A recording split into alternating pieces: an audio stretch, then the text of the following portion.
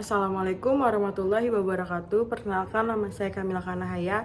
Saya dari 11 3. Kali ini saya akan membuat review materi fisika pelajaran kelas 11 semester 2. Selamat menyaksikan.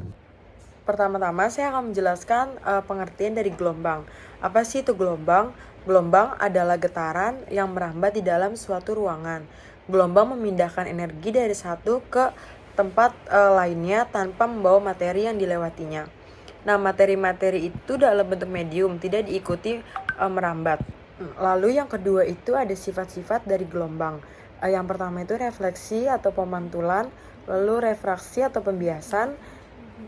Yang ketiga itu ada penggabungan atau interferensi. Yang keempat itu ada difraksi atau pelebaran. Yang kelima itu ada dispersi atau penguraian. Yang keenam itu ada polarisasi atau penyatuan. Lalu materi yang ketiga itu ada klasifikasi gelombang. Nah, klasifikasi gelombang itu dibedakan menjadi dua. Yang pertama itu berdasarkan arah getar. Nah, arah getar ini tuh dibedakan lagi menjadi dua, yaitu transversal dan longitudinal. Transversal yaitu arah getarnya tegak lurus dengan arah rambat. Contohnya itu gelombang tali, gelombang air laut, gelombang elektromagnetik. Nah, yang longitudinal itu arah getarnya sejajar dengan arah rambat. Contohnya itu ada gelombang bunyi, gelombang selinki. Lalu ada klasifikasi gelombang berdasarkan kebutuhan pada medium. Yang pertama itu ada mekanik. Mekanik itu berarti butuh medium. Contohnya itu gelombang bunyi, tali, air laut. Nah, yang elektromagnetik itu tidak membutuhkan medium. Contohnya itu cahaya, sinar gamma, UV, infrared. Lalu materi yang selanjutnya itu ada besaran dasar gelombang. Yang pertama itu ada getaran menghasilkan satu gelombang. Gelombang transversal, yaitu lambda sama dengan jarak satu bukit satu lembah, atau bukit ke bukit atau lembah ke lembah. Nah, yang kedua itu ada gelombang longitudinal, yaitu lambda sama dengan panjang satu rapatan dan satu regangan, atau jarak rapatan ke rapatan atau jarak regangan ke regangan. Selanjutnya itu ada besaran dasar gelombang simpangan Y, yaitu jarak titik partikel terhadap titik gelombang terhadap titik acuan 0. Nah, yang amplitudo A itu simpangan terjauh titik gelombang terhadap titik acuan 0. Yang ketiga itu ada panjang satu gelombang lambda sama dengan panjang tali dibagi jumlah gelombang. Rumusnya itu adalah lambda S per N. N-nya itu banyak gelombang, S-nya itu panjang total gelombang, T kecilnya itu selang waktu getar S. Lalu di sini ada frekuensi getar F, yaitu banyaknya getaran atau gelombang dalam satu detik atau satuan waktu. Nah, selanjutnya itu ada periode getar T besar, yaitu waktu yang diperlukan untuk dihasilkan satu getaran atau gelombang. Nah, rumusnya itu adalah F sama dengan N per T, T besar sama dengan T kecil per N, F sama dengan 1 per T besar. Materi selanjutnya yaitu persamaan cepat rambat gelombang. Rumusnya itu ada 4. Yang pertama itu cari cepat rambat gelombang sama dengan jarak tempuh dibagi periode gelombang. Nah, yang kedua itu ada cari cepat rambat gelombang. Rumusnya itu adalah panjang gelombang per periode gelombang. Nah, yang ketiga itu ada cepat rambat gelombang sama dengan lambda kali F. Nah, yang keempat itu ada V sama dengan kecepatan sudut per bilangan gelombang. Selanjutnya ada gelombang berjalan. Apa sih itu gelombang berjalan? Gelombang berjalan, gelombang yang amplitudonya itu simpangan maksimum sama di tiap titik yang dilaluinya. Selanjutnya ada fase dan sudut fase gelombang. Fase gelombang itu menyatakan keadaan getaran suatu titik pada gelombang yang berkaitan dengan simpangan dan arah getarnya terhadap acuan sudut atau simpangan 0. Lalu sudut fase gelombang yaitu menyatakan fase atau jumlah getaran gelombang dalam satuan sudut. Selanjutnya ada interferensi dan prinsip superposisi. Interferensi adalah perpaduan antara dua buah gelombang berupa pola penguatan atau pelemahan. Nah, prinsip superposisi ini resultan fungsi gelombang dari dua gelombang yang saling berpada adalah penjumlahan aljabar fungsi gelombang dari masing-masing gelombang tersebut. Rumusnya itu ada YS sama dengan Y1 tambah Y2. Selanjutnya ada gelombang stasioner. Gelombang yang amplitudenya simpangan maksimumnya berada di tiap titik terbentuk akibat perpaduan gelombang berjalan yang akan datang dan gelombang berjalan yang dipantul.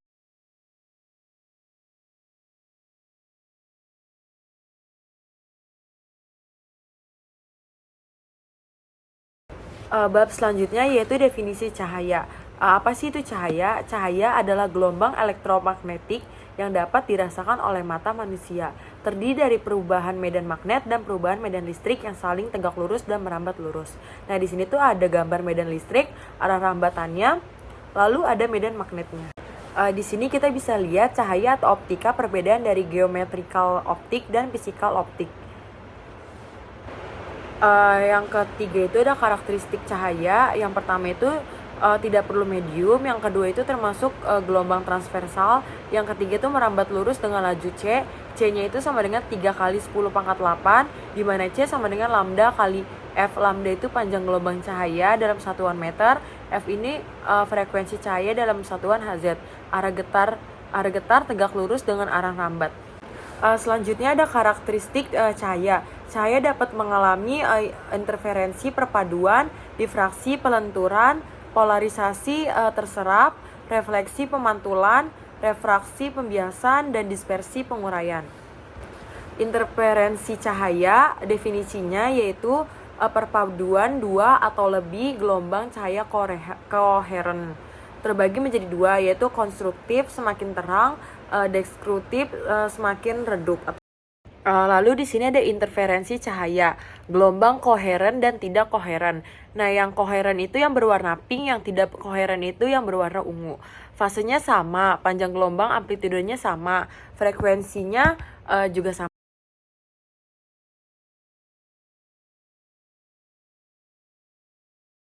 Lalu ada difraksi kisi. Difraksi kisi adalah perpaduan dua atau lebih gelombang cahaya koheren pada layar kedua melalui kisi celah-celah cahaya yang banyak, di mana tiap garis cahaya berperan sebagai celah D sehingga D sama dengan 1 per N besar. D-nya itu jarak antar garis atau goresan dalam satuan meter, N-nya itu jumlah garis atau goresan tiap meter. Lalu di sini ada rumus dari difraksi kisi, yaitu untuk pola terang maksimum dan konstruktif itu ada di sini, dan untuk pola gelap minimum atau destruktif ini ada di sini. Dan rumus jarak antar pola itu ada di sini. Lalu di sini ada difraksi celah tunggal. Difraksi celah tunggal adalah melebarnya arah rambat cahaya setelah melalui suatu celah sempit dan menghasilkan pola maksimum dan minimum pada layar. Nah, pada di bagian kanan ini, pada celah tunggal, tiap titik dalam celah berperan sebagai sumber cahaya. Cahaya dari titik-titik yang berdekatan saling berinterferensi pada layar. Selanjutnya ada daya urai. Daya urai ini terjadi pada malam hari. Jika kita mengamati lampu mobil dari kejauhan yang bergerak mendekati kita, awalnya tuh kedua lampu tanpa menyatu. Tapi semakin dekat kedua lampu itu semakin jelas terpisah. Nah, daya urai yang kedua itu menjelaskan suatu sistem optik dikatakan dapat membedakan dua sumber titik jika pola difraksi yang disesuaikan cukup kecil dan masih dapat dibedakan. Metode numerik untuk mengukur kemampuan sistem untuk membedakan dua titik seperti ini dikenal sebagai daya pisah, resolving power, atau resolusi. Selanjutnya ada polarisasi cahaya. Polarisasi cahaya adalah penyerapan atau penyaringan sebagian arah getar cahaya. Akibatnya intensitas cahaya yang tersaring menjadi lebih kecil dari intensitas awal. Lalu di sini ada polarisasi cahaya. Polarisasi cahaya dapat terjadi pada peristiwa pembiasan dan pemantulan. Polarisasi karena pembiasan ganda. Polarisasi karena hamburan, penyerapan atau absorpsi selektif. Lalu di sini ada polarisasi karena pemantulan dan pembiasan. Bisa kita lihat yang gambar warna biru itu cahaya tidak terpolarisasi akibat komponen sejajar bidang berkurang. Lalu yang sebelah yang warna ungu ini tidak ada cahaya yang dipantulkan, sedangkan yang warna biru itu cahaya tidak terpolarisasi. Nah, sudut Foster sama dengan sudut sinar datang. Ketika sinar pantulnya tepat terpolarisasi sempurna, maka pada sudut tersebut sinar pantul dan sinar bias saling tegak lurus. Nah, rumusnya itu delta B sama dengan tan minus 1 dalam kurung N2 per N1. Keterangannya itu N2 sama dengan indeks bias medium pembias. Nah, N1 itu indeks bias medium sinar datang. Selanjutnya ada polarisasi cahaya. Polarisasi cahaya karena pembiasan ganda. Bias ganda terjadi pada kristal tertentu, kristal kalsit, di mana terbentuk dua sinar bias dari suatu sinar datang tunggal. Lalu yang kedua itu ada sinar bias ordinary ray, mengikuti hukum-hukum pembiasan normal. Nah, yang ketiga itu ada sinar bias lain yang dinamakan sinar luar biasa, mengikuti hukum yang berbeda. Lalu yang terakhir ada kedua sinar terbentuk bergerak dengan kelajuan yang berbeda. Polarisasi cahaya karena hamburan. Yang pertama itu polarisasi karena hamburan terjadi ketika cahaya yang terpolarisasi diserap dan dipancarkan kembali oleh partikel-partikel gas. Yang kedua itu pada arah sejajar, arah rambat sumber cahaya, cahaya yang terhambur tak terpolarisasi namun pada arah semakin tegak lurus, cahaya akan terpolarisasi. Nah, yang ketiga itu polarisasi cahaya putih matahari oleh atmosfer bumi bergantung pada panjang gelombang spektrum gelombang penyusunnya. Nah, yang keempat itu adalah akibat hamburan langit tanpa biru di siang hari dan tanpa jingga di sore hari. Lalu ada polarisasi karena penyerapan selektif yang bisa dilihat cahaya tak terpolarisasi, terus habis itu cahaya terpolarisasi.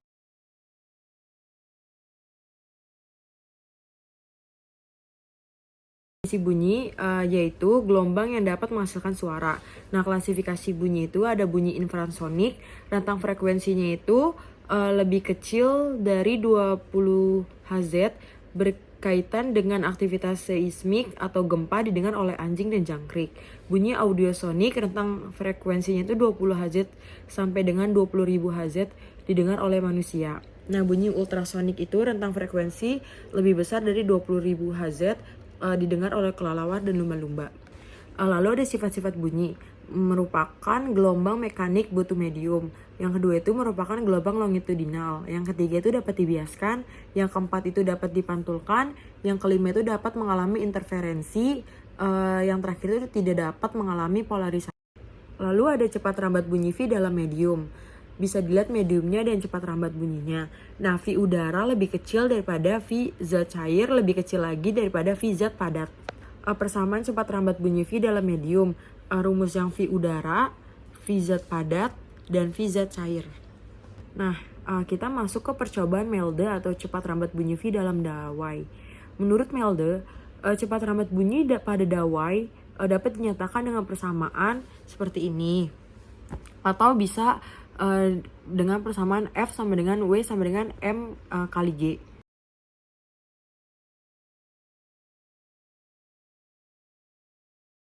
Lalu ada frekuensi pelayangan. Definisinya itu adalah peristiwa terjadinya bunyi kuat dan lemah secara bergantian dan terus menerus. Pelayangan terjadi karena ada dua sumber bunyi yang berbunyi bersamaan dengan frekuensi berbeda sedikit. Lalu ada frekuensi pelayangan. Frekuensi pelayangan adalah banyaknya peristiwa bunyi kuat dan lemah yang terjadi setiap satuan waktu.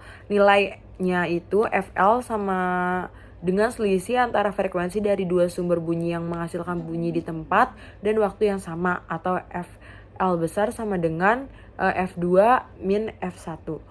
Contohnya itu frekuensi pelayangan dari dua garpu tala yang berbunyi bersamaan dengan frekuensi 500 Hz dan 200 dan 50 Hz. Lalu ada efek Doppler, yaitu peristiwa berubahnya frekuensi sumber bunyi yang terdengar oleh pengamat atau pendengar. Lalu ada intensitas bunyi. Definisi intensitas bunyi adalah banyaknya energi E bunyi tiap satuan luas A dan waktu T kecil atau daya P bunyi per satuan luas A. Bunyi merambat secara sferis atau permukaan bola, maka luas A sama dengan luas bola, sehingga rumusnya ini. Lalu ada taraf intensitas bunyi 1. Definisi taraf intensitas bunyi menyatakan ukuran kekuatan bunyi yang didengar oleh telinga manusia dalam satuan desibel. dB taraf intensitas satu sumber bunyi seperti ini. Lalu intensitas ambang pendengaran IO adalah intensitas bunyi terkecil yang masih dapat didengar telinga manusia normal. Nah, IO sama dengan 10-12 watt. Terus intensitas ambang pendengaran IA adalah intensitas bunyi tertinggi yang masih dapat didengar telinga manusia normal tanpa kesakitan. IA itu sama dengan 1 watt.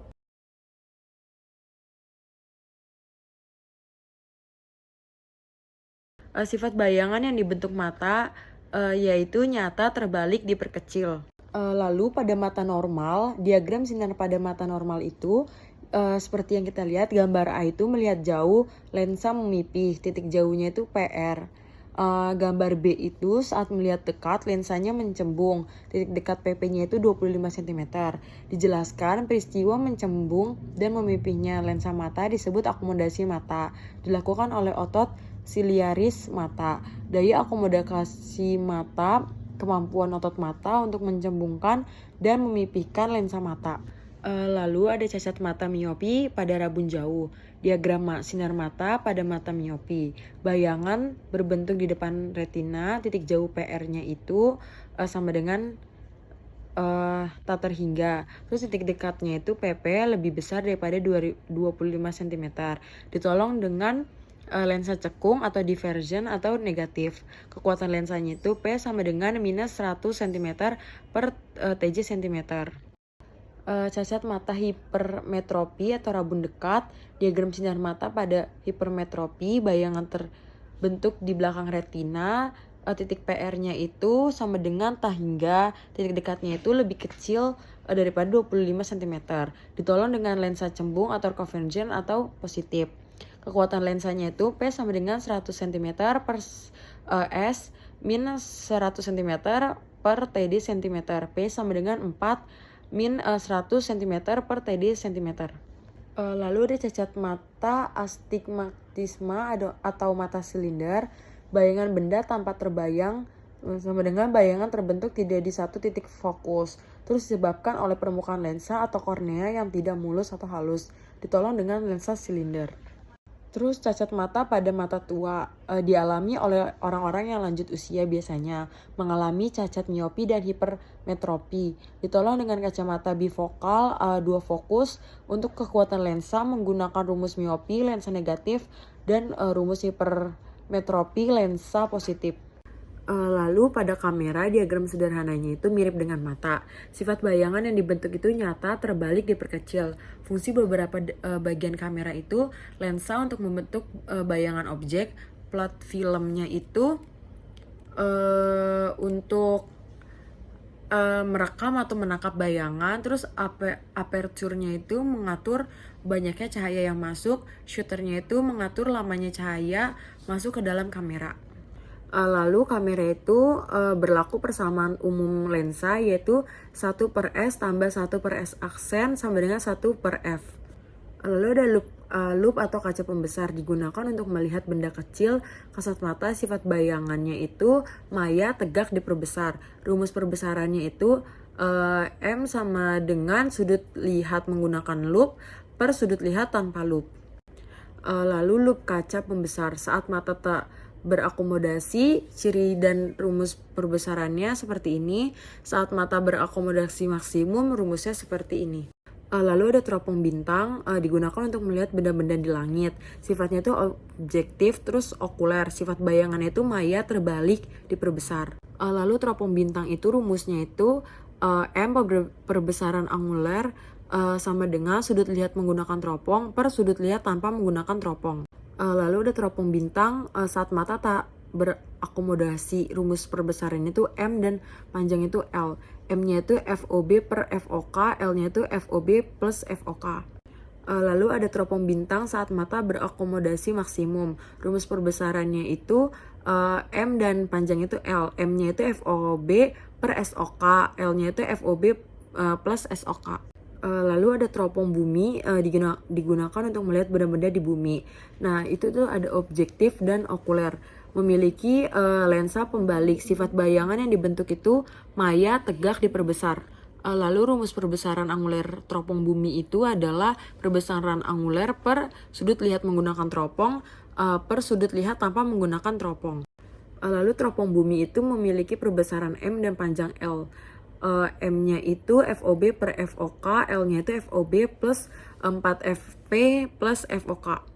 Lalu teropong bumi saat mata berakomodasi maksimum itu rumus perbesarannya M dan panjang itu L. M-nya itu FOB per SOK, L-nya itu FOB plus F4P plus SOK. Di sini ada mikroskop, sifat bayangannya itu maya terbalik diperbesar. Nah, benda kecil tak kasat mata, lensa okuler dekat dengan mata pengamati. Lalu ada rumus perbesaran total M-tot dari mikroskop, yaitu M-tot sama dengan MOB kali MOK. Terus mikroskop saat mata tak berakomodasi, rumusnya itu perbesaran okuler MOK dan panjang L-nya itu MOK-nya itu SN per FOK, L-nya itu S aksen OB plus FOK.